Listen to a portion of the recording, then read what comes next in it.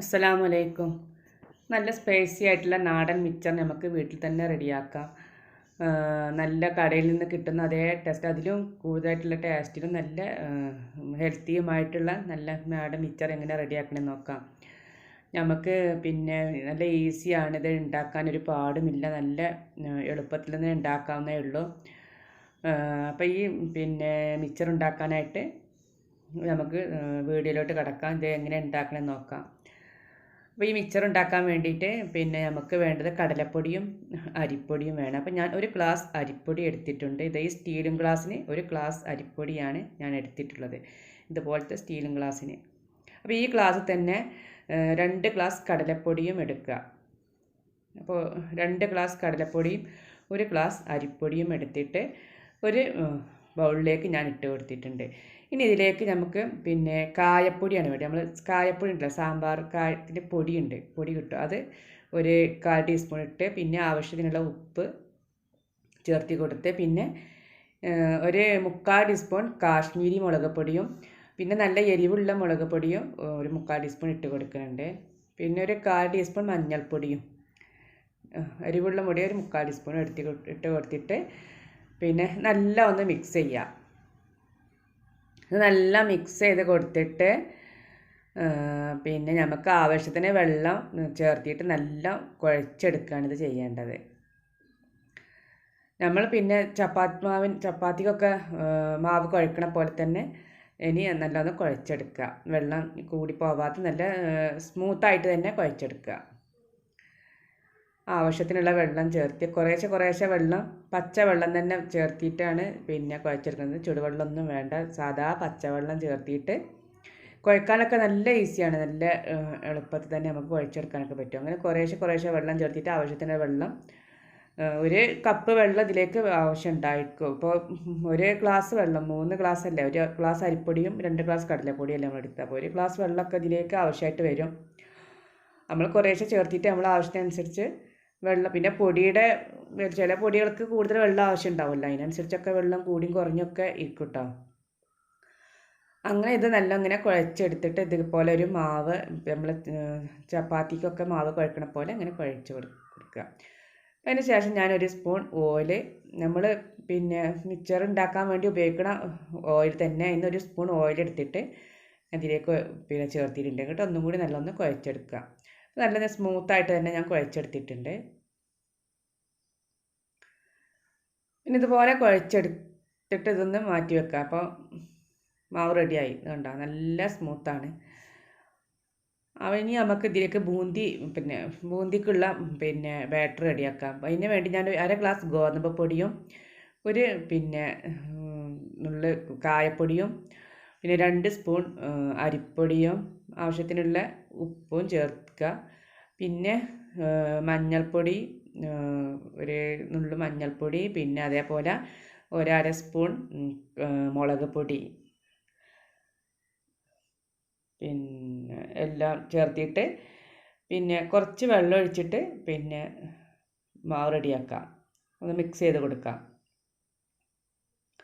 കാശ്മീരി മുളക് പൊടിയും പിന്നെ നല്ല എരിവുള്ള മുളക് പൊടിയാണ് ഞാൻ എടുത്തിട്ടുള്ളത്. കാശ്മീരി മുളക് പൊടി ആകുമ്പോൾ കുറച്ചൊരു കളറൊക്കെ കിട്ടാൻ വേണ്ടിയിട്ടാണ്. അപ്പോൾ എരിവ് പിന്നെ ഇല്ലാത്ത മിക്സർ ഉണ്ടാക്കണമെന്ന് വെച്ചാൽ പിന്നെ എരിവുള്ള മുളക് പൊടി പിന്നെ വേണ്ടാന്ന് വെച്ചാൽ മതി. അപ്പോൾ ഇതിലേക്ക് വെള്ളം ഒഴിച്ചിട്ട് ഇതിൻ്റെ പിന്നെ നമ്മൾ ഇഡ്ഡലി മാവൊക്കെ ഉണ്ടല്ലോ, ആ പിന്നെ ഒരു കട്ടിയാണ് വേണ്ടത്. അതിനനുസരിച്ചുള്ള ആ പരുവത്തിലുള്ളൊരു മാവ് റെഡിയാക്കുക. ഇത് നമ്മൾക്ക് മിക്സറിലേക്കുള്ള ബൂന്തി ഉണ്ടാക്കാൻ വേണ്ടിയിട്ടുള്ളതാണ്. അപ്പോൾ അത് ഞാൻ റെഡിയാക്കിയിട്ടുണ്ട്. പിന്നെ ഇതിലേക്ക് വേണ്ടത് പിന്നെ ഞാൻ കുറച്ച് വറ്റൽമുളകും വെളുത്തുള്ളിയും കടലയും ആണ് എടുത്തിട്ടുള്ളത്, പിന്നെ കറിവേപ്പില. പിന്നെ ഞാനിത് ഈ സേവനാഴിയിലാണ് ഞാൻ പിന്നെ മിക്സർ ഇത് റെഡിയാക്കണത്. അപ്പോൾ പിന്നെ നമ്മൾ ഇതിലേക്ക് നമുക്ക് അതിൻ്റെ ചില്ലുണ്ടല്ലോ, ഞാൻ ചെറിയ ദോരമുള്ള ചില്ലാണ് എടുത്തുള്ളത്. പിന്നെ വലിയ 2-3 പിന്നെ വലുപ്പത്തിലുള്ള ചില്ലൊക്കെ നമുക്ക് ഇത് വാങ്ങുമ്പോൾ കിട്ടും. അതിൽ നമുക്ക് ഇഷ്ടമുള്ള പിന്നെ ഏത് ചില്ല് വേണമെങ്കിലും എടുക്കാം. വലിയ കട്ടിയുള്ള പിന്നെ ചില്ലാണെങ്കിൽ അതും എടുക്കാം. എണ്ണ ചൂടാക്കിയിട്ട് പിന്നെ അതിലേക്ക് ഇങ്ങനെ പീത്തിയിട്ട് കൊടുക്കുക.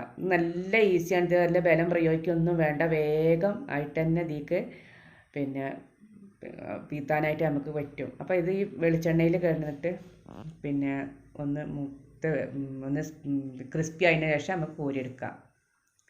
വേഗമായി കിട്ടും, അത്ര വലിയ പണിയൊന്നുമില്ല, വേഗത്തിൽ ആയി കിട്ടണമൊക്കെ ഉണ്ട്. ഇതിപ്പോൾ റെഡിയായി, ഞാൻ കോരിയെടുക്കുകയാണ്. ഞാൻ ചെറിയ പിന്നെ ചില്ലാണ് എടുത്തിട്ടുള്ളത്, കട്ടി കുറഞ്ഞ മിക്സറായിട്ടാണ് കിട്ടിയിട്ടുള്ളത്.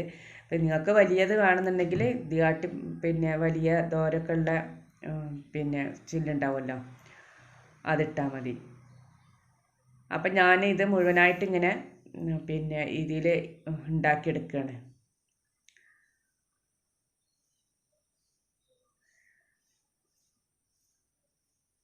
കുട്ടികൾക്കൊക്കെ മിക്സർ പിന്നെ കഴിക്കാനൊക്കെ പിന്നെ തോന്നുമ്പോൾ നമുക്കിതുപോലെ വീട്ടിൽ തന്നെ റെഡിയാക്കി കൊടുക്കാം. നമുക്ക് നല്ല ഹെൽത്തി ആയിട്ട് വിശ്വസിച്ച് നമുക്ക് പിന്നെ കുട്ടികൾക്ക് കൊടുക്കാൻ പറ്റും.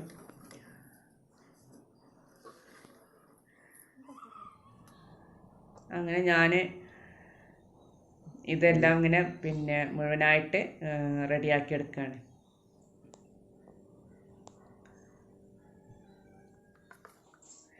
അപ്പം ഞാൻ അത് മുഴുവൻ റെഡിയാക്കി എടുത്തിട്ടുണ്ടെങ്കിൽ ഇതിലേക്കുള്ള ബൂന്തി റെഡിയാക്കുക. അപ്പോൾ ഇതേപോലത്തെ ഒരു ഓട്ടമുള്ളൊരു പാത്രം എടുക്കുക.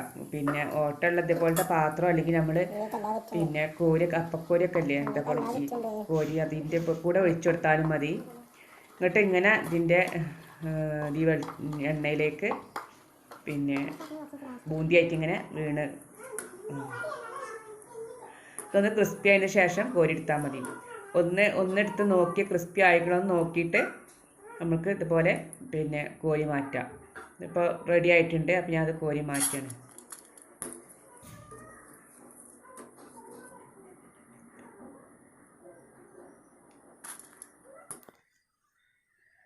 അപ്പോൾ ഞാൻ ഈ ബൂന്തിയും മുഴുവനായിട്ട് പിന്നെ ഇതുപോലെ ഉണ്ടാക്കിയെടുത്ത്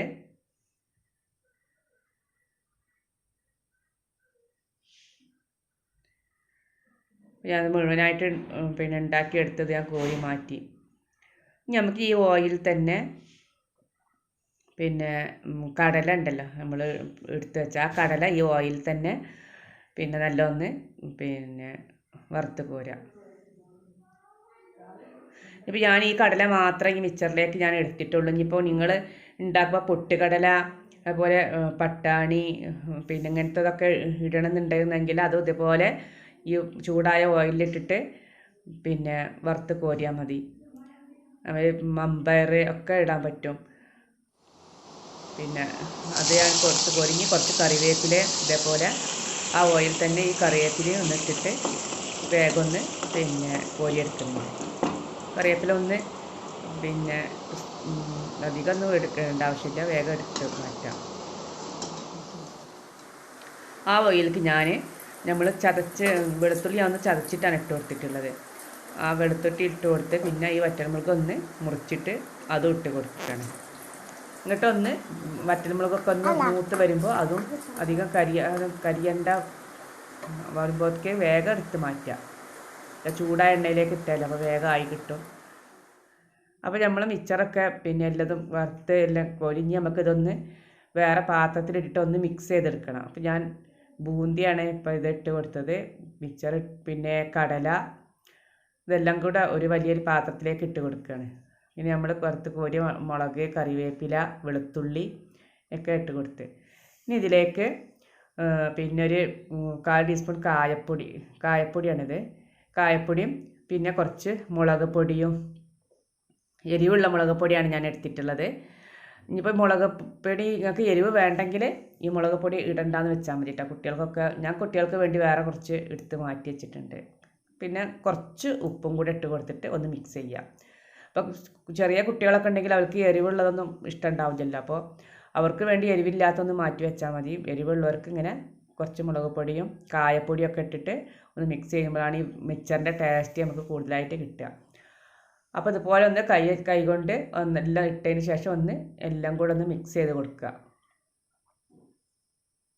അപ്പോൾ നമ്മൾ മിക്സർ ഇവിടെ റെഡി ആയിട്ടുണ്ട്.